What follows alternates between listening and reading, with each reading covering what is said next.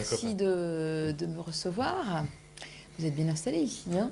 N'est-ce pas? Au vert, comme ça, c'est sympathique. C'est vraiment très agréable en effet.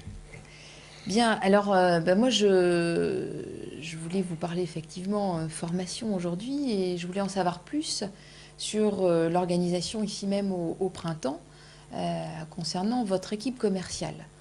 Parce que justement, j'aimerais en savoir un petit peu plus. Est-ce que vous pouvez me présenter vos équipes sur le point de vente comment vous fonctionnez aujourd'hui?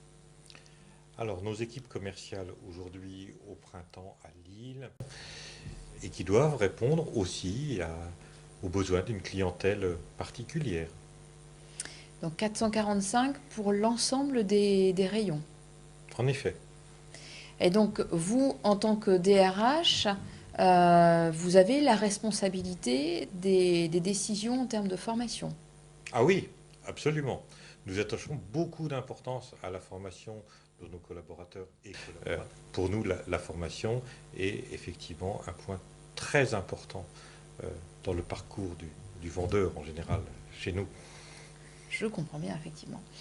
Alors, comment ça se passe justement? Alors, vous me dites, vous décidez en matière de formation. Comment ça se passe concrètement aujourd'hui? Alors, très concrètement, d'abord, aucun vendeur idée ou projet, je ne sais pas encore si c'est un projet, de pouvoir déléguer cette partie de la formation à un organisme extérieur pourvu qu'il réponde à nos attentes. Alors, quelles sont vos attentes justement?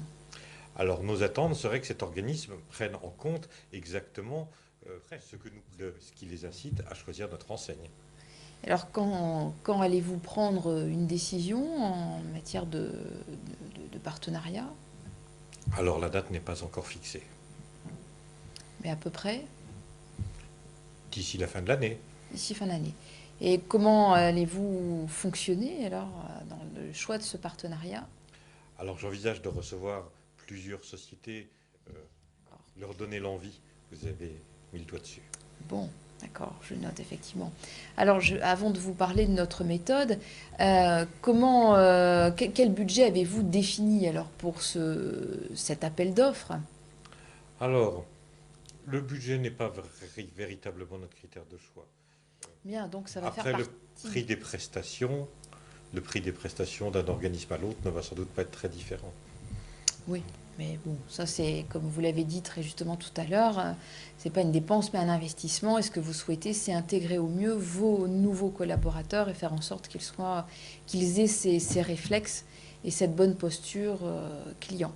Je vois que vous avez parfaitement compris notre attente. Bien, écoutez, je vous remercie. J'ai bien compris que vous avez lancé cet appel d'offres, que nous sommes donc trois consultés et que vous souhaitez travailler au maximum sur l'écoute client.